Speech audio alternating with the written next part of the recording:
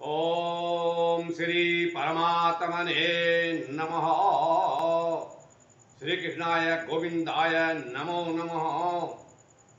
इस समय यह गीता का छठा अध्याय आप श्रवण कर रहे हैं। केवल यह हिंदी में आप सुन रहे हैं। इसको आप समझकर सुनकर भक्ति लाभ अवश्य उठाएं। ये हमने प्रारंभ से गीता ली है और छोटे छोटे इसके भाग बनाकर सभी अध्यायों को गीता रहस्य के रूप में प्रस्तुत कर रहे हैं। धर्म ज्ञान हमारे व्यवहार को प्रभावित करता है और अच्छा व्यवहार होने पर हमें समाज से सुख प्राप्त होता है। इसलिए ध्यान पूर्वक सुनिए। जब हमारी आत्मा परमात्मा के ध्यान में लीन हो जाती है, हम लोग कर लेते हैं स्वयं उसको, तब हमारे लिए किसी प्रकार का कोई भी दुख नहीं रहता। सुख दुख ईर्ष्या द्वेष आदि सब समान हो जाते हैं। भगवान श्री कृष्ण आगे अर्जुन से कह रहे हैं, जो खाने में, सोने में, प्रमोद में, आमोद में तथा काम करने की आदतों में नियमित रहता है, वह योगाभ्यास द्वारा समस्त भौतिक क्लेशों को नष्ट कर सकता है। यानी भौतिक रूप से जो दुख आते हैं वो सभी मिट जाते हैं योगाभ्यास के माध्यम से। जब योगी योगाभ्यास द्वारा अपने मानसिक कार्य कलापों को बस में कर लेता है और आध्यात्म में स्थिर हो जाता है, अर्थात सभी भौतिक इच्छाओं से रहित हो जाता है। जिस प्रकार वायु रहित स्थान में दीपक हिलता डुलता नहीं, उसी तरह जिसका मन बस में होता है वह आत्म तत्व के ध्यान में सदैव स्थिर रहता है। सिद्धि की अवस्था में यानी सिद्ध होने की अवस्था में जिसे समाधि कहते हैं, मनुष्य का मन योगाभ्यास के द्वारा भौतिक मानसिक क्रियाओं में पूर्णतया सीमित हो जाता है।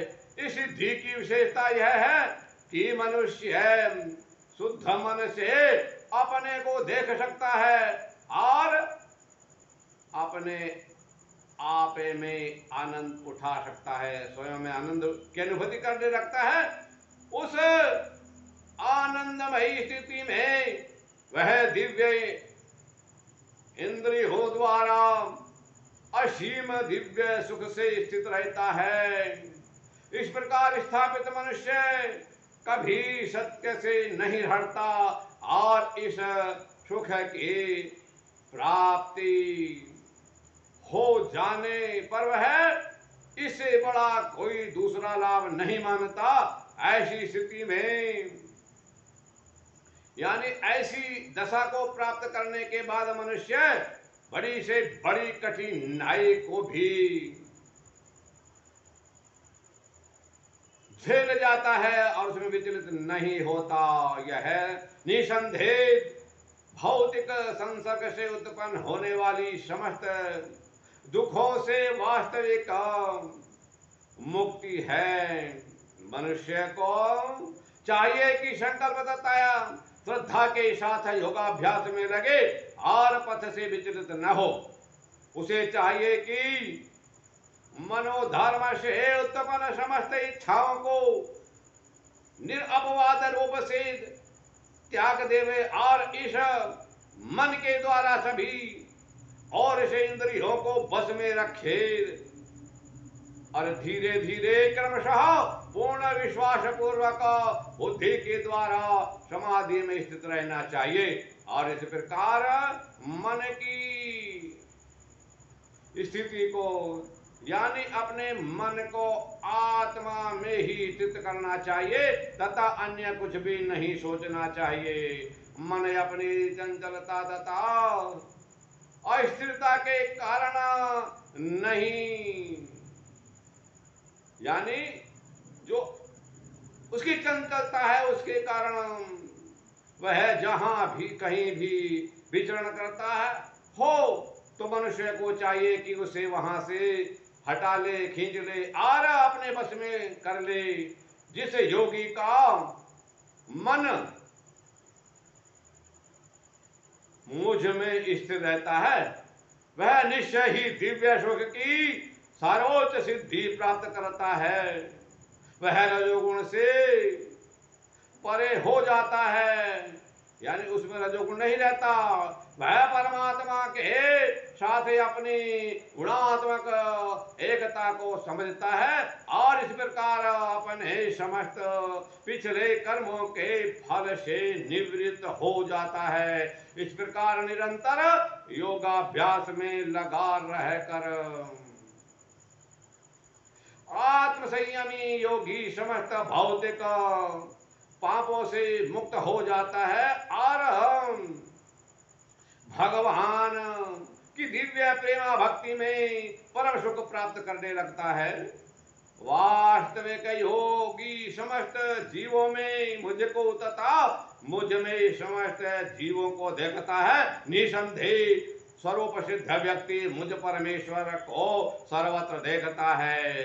जो मुझे सर्वत्र देखता है और सब कुछ मुझ में देखता है उसके लिए न तो मैं कभी अदृश्य रहता हूं और न वह मेरे लिए अदृश्य रहता है। जो योगी मुझे तथा परमात्मा का, यानी भगवान कृष्ण अपने को कह रहे हैं कि वह परमात्मा में अभिन्न रूप से स्थित रहते हुए भक्ति पूर्वक सेवा करने लगता है। वह हर प्रकार से मुझ में सदैव स्थिर रहता है। हे अर्जुन, वह पूर्ण योगी है। अपनी तुलना से समस्त प्राणियों की उनके सुखों तथा दुखों में वास्तविक समानता का वह दर्शन करने लगता है। संसार के हर प्राणी के प्रति उसके मन में दया हो आ जाती है। इस प्रकार भगवान कृष्ण ने यह उपदेश दिया।